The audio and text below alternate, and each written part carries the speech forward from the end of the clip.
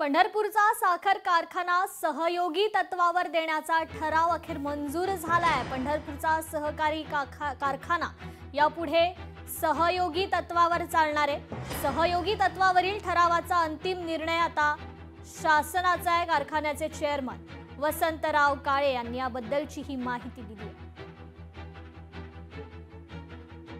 तुम्ही सर्वांनी आता तो मीडिया समोर आहे, ऑनलाईन सभा आहे, त्याच्यामुळे तुम्ही स्वतः समोर सगळं बघितलेलं आहे। जवळजवळ पोटावर मोजण्या इतके 4-5 लोकांचा काही विरोध होता, पण बाकीच्या सगळ्या सभासदांचा हेतू एकच आहे की कारखानदारी चांगल्या पद्धतीने चालली पाहिजे, टिकली पाहिजे आणि माझ्या ऊसाला दर चांगला मिळाला पाहिजे ही मानसिकता होते। काही लोकांनी गेल्या 3-4 महिन्यापासून वातावरण दूषित केलं, त्याच्यामुळे त्यांच्या सभासदांनी त्यांना त्यांची जागा दाखवलेली आहे।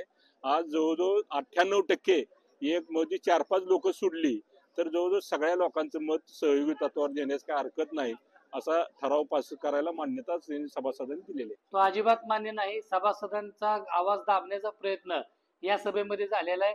आमचं म्हणणं होतं की प्रत्यक्ष मतदानाद्वारे आपण हे जो काय ठराव होता सहयोगीचा विषय नंबर 9चा त्याच्यासाठी प्रत्यक्ष मतदान घेणं कायद्यामध्ये तरतूद आहे, तशी घेतली नाही। आम्हाला आमचं म्हणणं मांडू दिलं नाही आणि एकतर्फी हा जो काही त्यांनी मंजुरीचा आवाजी मतदान केलं तो बोगस ठराव आहे माझं। लोकशाही मराठी ऐका, पहा, जागरूक रहा।